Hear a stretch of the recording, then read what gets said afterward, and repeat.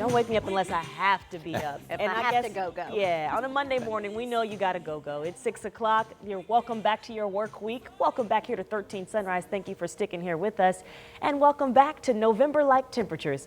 We were spoiled a little bit on Saturday, kind of got back to where we should be yesterday, and we're going to continue that trend today. Yes, yesterday it was baby steps into this week. So we are going to start getting very much more November-like, and I think a lot of people welcome that when we're now just less than 2 weeks away from Thanksgiving. So we've got some holiday travel weather for you right now. We do. For teachers and students, this is the last full week of school before you get a little break next week. Almost there. But what a crazy weekend. Swings all over the place, but overall a fine weekend. Yeah, I would agree with that. Today, though, the wind stops. Nice. Thank goodness, right? Yes. It's Ready all for about that bring wind. it back. Yes. I want to show you what you can expect today as you're headed out the door. Remember yesterday with those northwest winds, I mean, it felt chilly. Yes, we had the sun, and the sun was so great. Today, we get both. We get the sunshine and the lower winds. In fact, there may be barely a wind at all later this afternoon.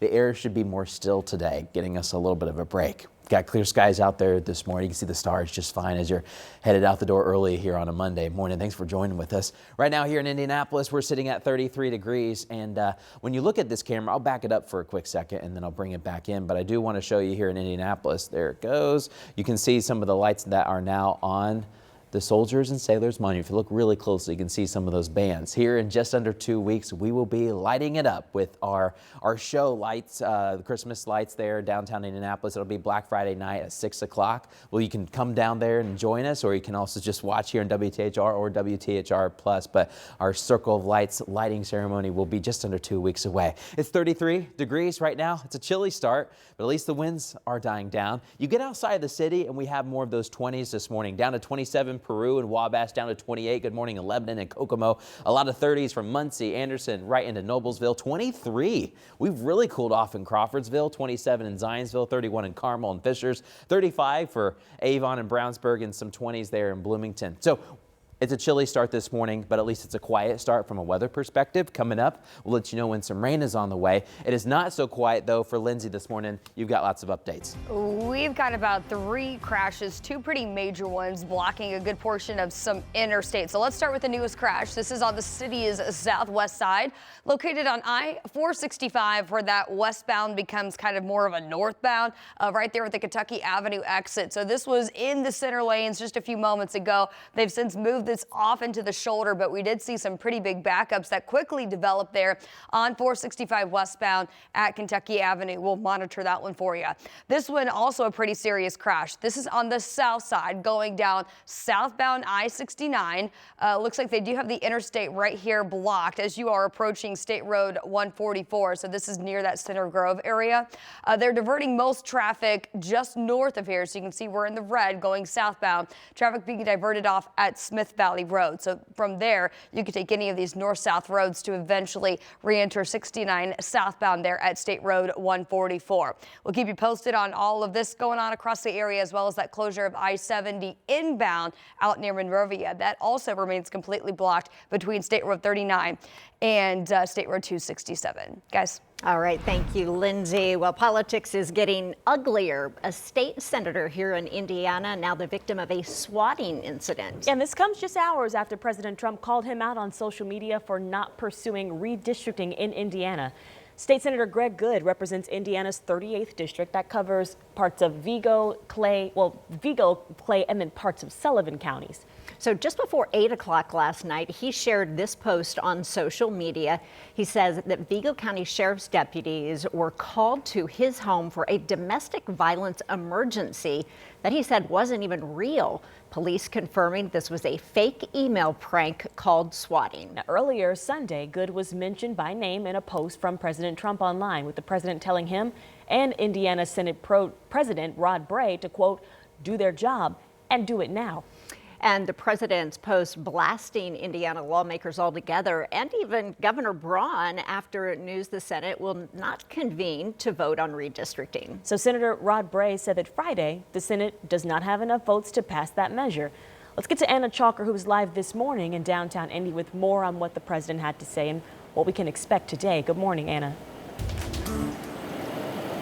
Good morning, ladies. President Trump shared some harsh words in that post, saying he was disappointed in the state's Senate Republicans. But like you said, focusing this on three people, those two senators and Governor Mike Braun. He first drew attention to Greg Good and Rod Bray. He was saying, quote, because of these two politically correct type gentlemen and a few others, they could be depriving Republicans of a majority in the House. He then goes on to Governor Braun, saying he is not working the way he should to get the necessary votes, and he wouldn't be governor without Trump. Now, Indiana has been the focus of the White House to redistrict, but Bray announced the Senate would not be meeting for a special session because there are not enough votes on their end. And one political science professor says that shows how some lawmakers and their constituents are clear on their decision. That says a lot about Hoosiers and their perspectives and what would have changed the institution irrevocably. Now, this week, two Senate Republican senators confirmed that the White House sent them invitations to talk redistricting. One who plans to go is Aaron Freeman. Now, the other one who has confirmed this invitation to us is Jean Leising, and she says she is not going. So coming up, we'll share her decision on why she's not going to go to the White House and also how her stance on redistricting has not changed since all of these conversations have started. And it sounds like these conversations will be continuing even as we start a new year soon. Thank you, Anna.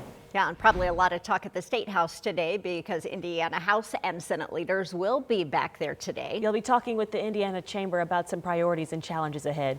We'll also get a look at this year's Prosperity Report Card.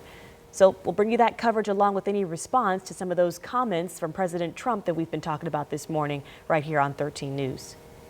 And our Emily Longnecker and Dustin Grove really did a deep dive on the redistricting debate that just was finalized on Friday, and we were told not happening. So you'll find that on this week's Crossroads Politics. You can stream that right now on WTHR+. This week, Delaware County will say a final goodbye to a deputy that was killed in the line of duty last week. 31-year-old Corporal Blake Reynolds was married just last summer. He died helping a driver stranded on the side of I-69 Wednesday morning. The Delaware County Sheriff's Office says there will be a public visitation at Grace Baptist Church Friday in Muncie from 2 to 7. Then Saturday, there will be a public service at Delta High School. That's at 10 that morning. And the memorial for Reynolds outside of the Sheriff's Office received a special visitor this week. Muncie FOP sharing these kind of hard to see images, but they are of actor Hugh Jackman, who actually came into the city and stopped by to show his respects.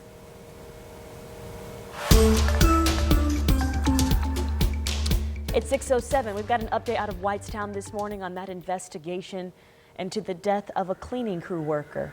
We now know the Boone County prosecutor telling us his office will plan to share an update on this case at 2 p.m. today. Police say when Maria Perez and her cleaning crew, including her husband, showed up at the wrong address this month, someone inside the home shot her through the door, killing her. The Boone County prosecutor has been reviewing this case to decide whether to file charges. So we will be in Boone County and get the very latest from the prosecutor's decision and what he is talking about today.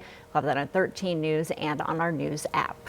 Well, IMPD this morning is investigating 4 different shootings that happened all across the city. I can show you a map of where these different shootings happened. We know that 5 people in all were injured.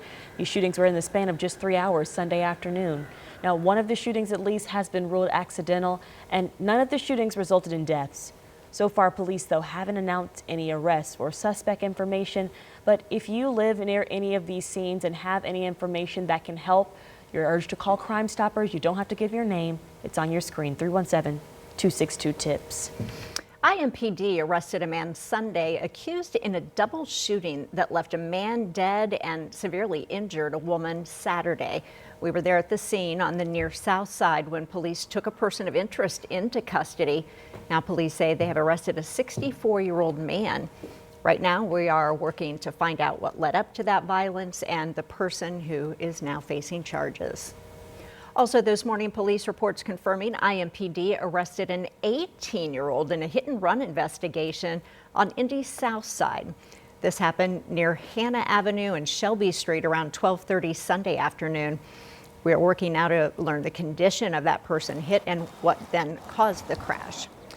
Well, an honor walk is planned today for a man hit by a car on his way to work. That tragedy for his family, they're facing prompting call to action for safer streets in Indianapolis. Last month, a car hit Jeffrey Gillard as he was headed to work. This is near East Raymond and Shelby Streets. Really, we're told one of the most dangerous intersections in Indianapolis. Sadly, Jeffrey is expected to be taken off of life support today after donating his organs. Yesterday, neighbors and city county councilors were there to honor other pedestrians and bikers involved in similar crashes. Central Indiana Cycling honored Gillard's life and others that were hurt and killed in traffic accidents in this very area. Central Indiana Cycling handed out reflectors at that walk so bicyclists can be more visible on the road. They also gave out free helmets at that event. Matt, good morning. Hey, good morning, Julia and Julia. It is a chilly start. Some of the cool air we had yesterday is still left over this morning, but the wind is dying down. That makes a big difference. Coming up, we'll let you know about all the sunshine headed your way, but then eventually when rain, Julia, will eventually arrive back here in the state. Keep the sunshine coming as long as we can. There's a vote expected tomorrow on releasing the Epstein files. How President Trump is now urging Republican lawmakers to vote. Now that came in a late night message on his social account. We'll have more on that. Also, the FAA lifting the emergency flight reductions at 40 airports. Why the agency says it's letting airlines get back to normal and how does that affect Indiana? We'll let you know.